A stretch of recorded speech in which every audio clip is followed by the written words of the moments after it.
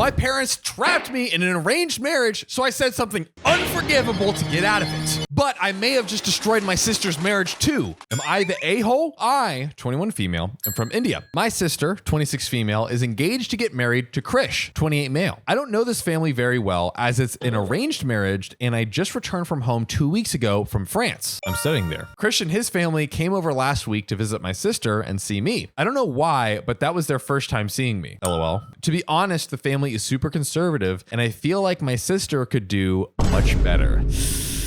Ooh, I wish your parents thought better of you than to pair you with this total ugly person. Once they left, I pulled my sister aside and I shared my concerns with her. Yo, this guy is a boof. And she agreed, but decided to go through with the marriage because my dad knew the family and parents and other relatives were annoying her to get married. Anyway, 2 days ago, they came back again, but this time with their extended family. Krish's brother, Sanjay, 26 male. Oh, another man who's going to the grave. Fucking dead, bro. But the brother Sanjay finds me attractive and now wants to get married to me. Bro, your brother is ugly. You think I want you? Feeling disgusted and angry, I immediately told them to F off. My parents were not happy with the proposal and tried arguing that I was still young and in school. Sanjay went on to say I can continue studying in my country. I have 2 more years in France. Like heck, I'm leaving France. My parents said no and they kept pushing it. So I told them all to leave because they're disgusting punts who can't take no for an answer. Wow. OP was laying into that family. Bringing in the football card. They were embarrassed and now don't feel comfortable letting Krish get married to my sister. So OP is like, yo, get the off my back, you punts. Yep.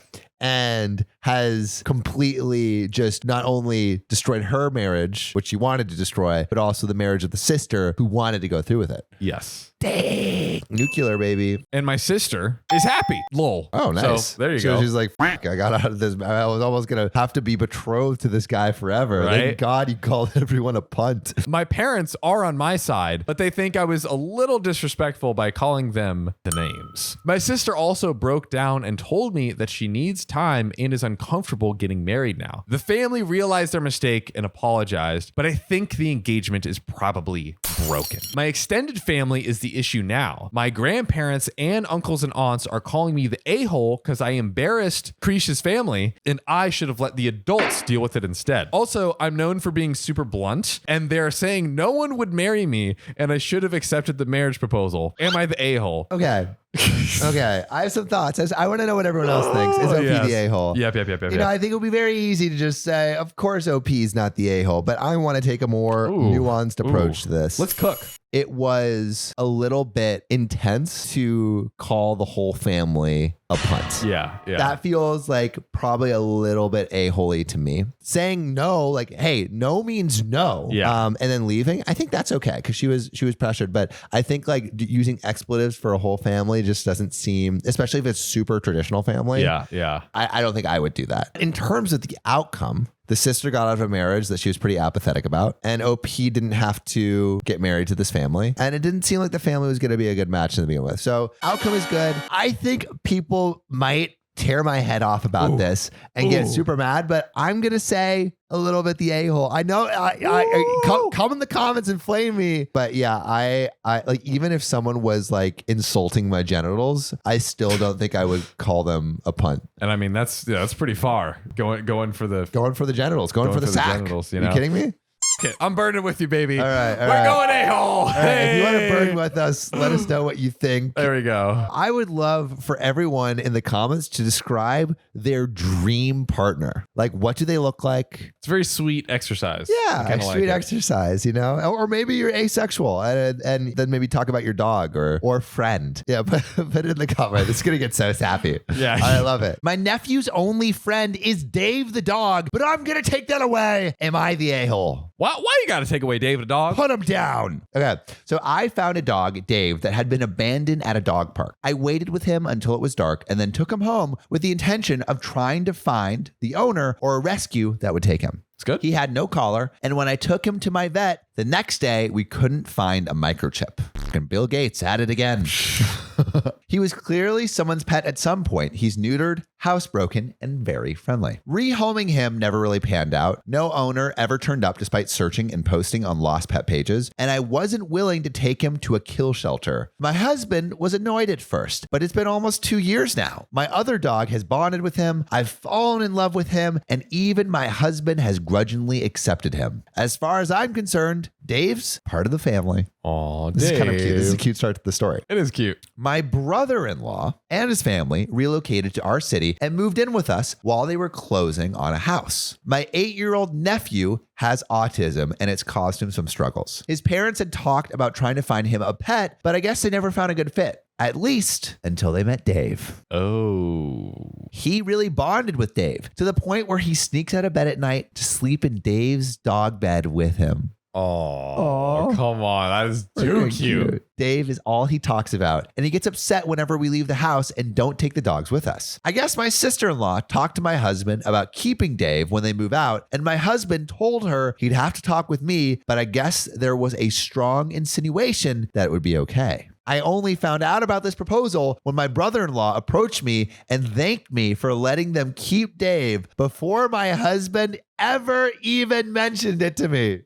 Excuse me? My husband and I had a fight, and when the dust settled, it's the three of them against me. My husband feels that because Dave was living with us more by accident than design, we were really fostering him more than keeping him. And so it would be selfish to keep him when my nephew clearly loves him so much. He says we can go to the shelter and get another companion for a dog. So that's like a win-win. Dave gets a home and another dog gets out of the shelter for Christmas. And Dave would certainly be very loved and spoiled with my in-laws. And yet, after 2 years, he feels like my dog. The thought of giving him away after all this time hurts, and the idea that my in-laws are using my nephew's autism as some kind of trump card to prove they're entitled to have him really rubs me the wrong way. And I don't see him as interchangeable. Like I can just pop down to the shelter and score a perfect replacement. First of all, there's a couple updates, but What do you think of this so far? What would you do? Would you give the autistic kid his dream dog, or would you rob that young autistic child of happiness? Also, I feel like the autistic thing shouldn't be like used as a trump Part card. of the consideration. Yeah, I don't think it should be necessarily part of the consideration.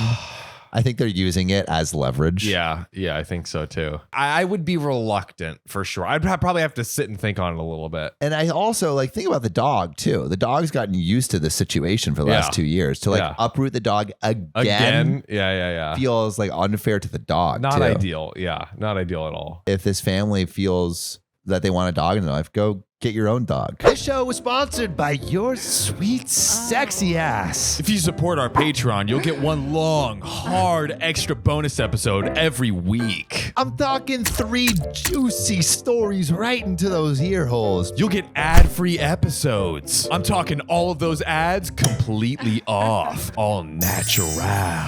Not to mention, we'll do it together, live, in front of a camera. With Assholes Anonymous, you'll get a chance to talk to us directly and maybe be featured on the YouTube channel. Wait a second, not like that. Like the fans get to share their stories with us and other fans, and we get to talk about it, right? And then we'll moon each other at the end. Oh, God. So if you want all that axe ass, support your boys at patreon.com/OKOP show. That's patreon.com/OKOP show. Okay, edit. So my husband doesn't hate Dave. He still plays with him, pets him, gives him treats, etc., just like he does with our other dog. He just had a feeling that if we took him in, we'd be stuck with him, and that's what happened. I guess that's true. Yep. We both tried to find a new home for him, but it became clear after a few months it wasn't going to happen, but we did try. I didn't strong arm or bully my husband into keeping him, and while we never formally sat down and said, okay, Dave is officially our dog from this day forward, a lot of things strongly implied that. From the time my husband came home from PetSmart with an engraved bone-shaped ID tag for Dave's collar, that matched our other dogs, to agreeing to get him microchipped with our address and his annual vet visit last year. He jokes that Dave was an accident. That's funny. That's funny. And that he's useless because our other dog is purebred and got trained specifically for hunting, while Dave is just a mutt and sometimes plays fetch and sleeps on the couch. I think my in-laws heard Dave's backstory, picked up on the jokes, and assumed maybe we'd be willing to part with him since we tried to rehome him before. But I'm not going to divorce my husband because he's willing to part with Dave, because I'm almost certain his desire to give Dave to my nephew is coming from a place of wanting my nephew to have something that gives his childhood a sense of normalcy rather than dump a dog he doesn't want on someone else. And I think he really meant to talk to me about my sister-in-law's request. It's just that my brother-in-law was so excited at the possibility of keeping the dog that my brother-in-law beat him to it. And one more update, Dave reacts to my nephew the same way he reacts to everyone. He wags his tail and loves to take treats, but they don't have a transformative connection that transcends all time and space.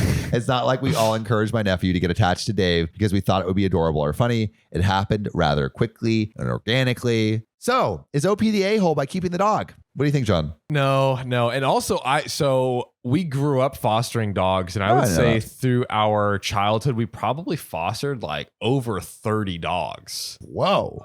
That's a lot of, wow. I didn't know that. We would keep them like one at a time. So one of them loved eating like my boxers and like literally I would like pull my pants up and my little kid weenie would just fall around. I'm like, no, you're exposing me. Yeah. So I got pretty good at letting go of dogs.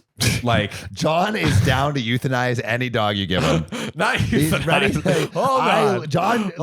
I'm pretty good at putting down dogs. That's what I heard, right? But yeah, at the end of the day, I think this is OP's dog. Just try to see some other dog. Yeah. Just try. There's other pups in the ground. Dig up one of the dogs John euthanized. There's so many. There's so many. 30. At least 30. Oh bare my God. minimum. I don't care if they'll be homeless. I'm ready to kick my brother and his wife to the streets. Am I the a-hole? My brother lost his job along with all of his savings several months ago. And soon after, he asked me if it would be okay if he, 28 male, and his wife, 30 male, stayed with me until they could afford a place on their own again. I hesitated at first, considering I only have a 1-bedroom apartment. That's not much space. That's a little tight, but according to them, they had no other options. So I invited them over, bought a blow-up air mattress for the living room. For the first month, things were manageable, although admittedly cramped. Then my brother told me that sleeping on the mattress was giving him back pains. So he asked if he could buy a small double bed for the living room. For the living room permanently? It's temporary. How temporary is temporary? Let's put a time limit on this. Yeah. No, let's give a move out period. The living room is by far the biggest room I have, so I told him that would be fine as long as there was still room for my couch, the TV, and the bookshelves. The living room is also connected to my kitchen in an open plan style, so I reminded my brother to leave walking space around the bed. Well, now it's been 2+ months and things have gotten a lot worse. Dude, yikes. This is not ideal. When they first moved in, I would still use the living room every day to unwind on the couch after work. Now, whenever I go in, there's a strange vibe like I'm intruding. My brother and his wife are often sitting in the bed together when I go in. I always knock and they stare at me pointedly until I leave. They're wanting you to leave for certain reasons. Sometimes when I sit down, they will directly ask me for some alone time and say that they would like to have the room to themselves. This came to a head yesterday when my sister-in-law messaged me with a timetable that she'd made of when it would be a good time for me to use the living room.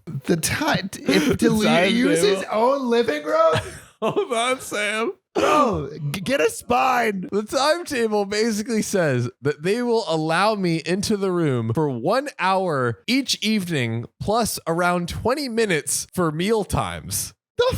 This is it. I basically shut her down instantly and told her there was no way that I would be following a timetable since in the end, it's my apartment. She sent me back a huge message with dozens of paragraphs about how my constant presence was ruining her marriage with my brother, and they feel like that Bro, your constant presence is ruining my apartment. And they feel like they have no privacy. I tried to talk this over with my brother that night, but when I got home, neither my brother or sister-in-law were talking to me, so he's clearly just as pissed. Today, an Amazon parcel arrived for my brother with a lock for the living room door. Get the out of my apartment. Which I told him there's absolutely no way I will allow him to install it. My brother says I'm creepy for wanting constant access to where they sleep, and he's insisting on installing the lock anyways. So am I the a-hole for not giving my brother and his wife their privacy? Kick them out right now. I need an update. Please tell me there's an update. There's no update. There's no update. There's nothing. This is bull. There's nothing. This is bull. This is a story that needs an update. The fact that this guy is just letting his brother and this wife, this terrible brother and his wife doing nothing all day except taking up space. Opie needs to freaking kick him out. A good question is, how long is too long a stay? What would be your minimum and maximum for like a close friend or a family member? Has someone ever overstayed their welcome at your place? Would love to hear stories around that. Put your answers in the comments below right now. And while you're doing that, I will read some comments from a previous episode from our public subscribers.